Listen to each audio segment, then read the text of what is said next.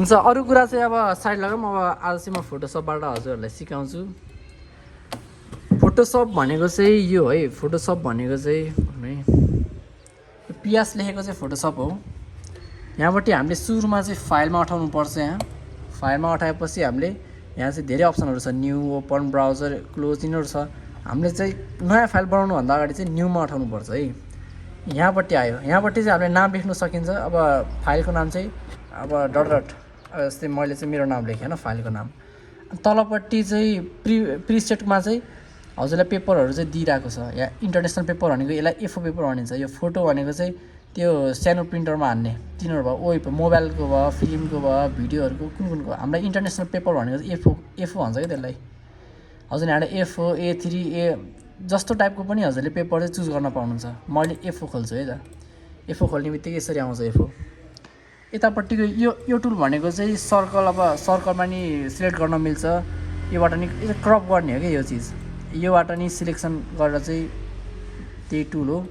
यो भनेको चाहिँ क्विक सिलेक्सन हो योबाट चाहिँ क्रप नै गर्न सकिन्छ तर यो चाहिँ पुरै होल उसलाई नै क्रप गर्ने हो यसले चाहिँ एउटा पार्टिकुलर अब्जेक्टलाई मात्र सिलेक्ट गरेर चाहिँ क्रप गरिन्छ योबाट यो भनेको चाहिँ हजुरले जस्तो सुकै कलर पनि हजुरले चुज गर्न पाउनुहुन्छ क्या जस्तै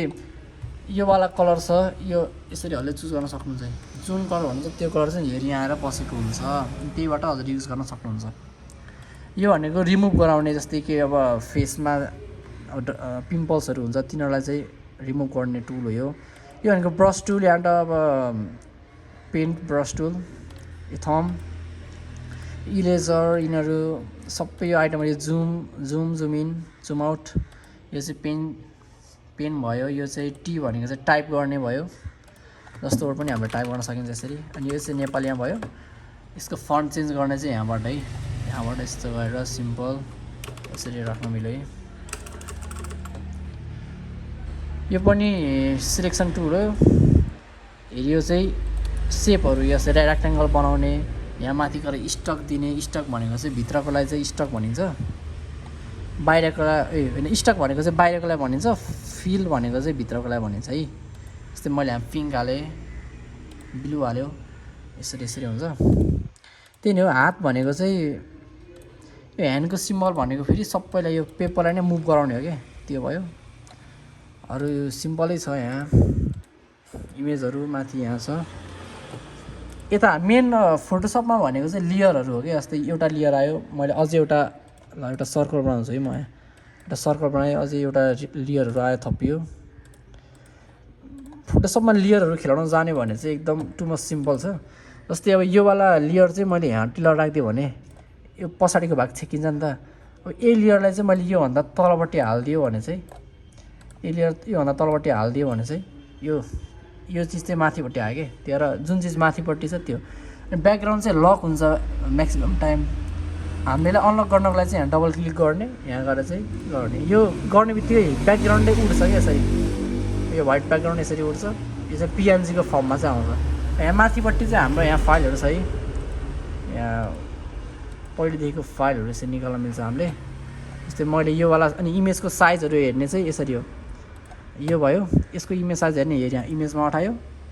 इमेज साइजमा उठाउने बित्तिकै यसरी आउँछ सेन्टिमिटरमा आउँछ इन्चमा आउँछ यसको हेर्ने पनि सेम हो इमेजमा उठायो यो भयो सेन्टिमिटर इन्चमा यो 6.5 र 5.5 भनेपछि यसको लागि एकदम पर्फेक्ट छ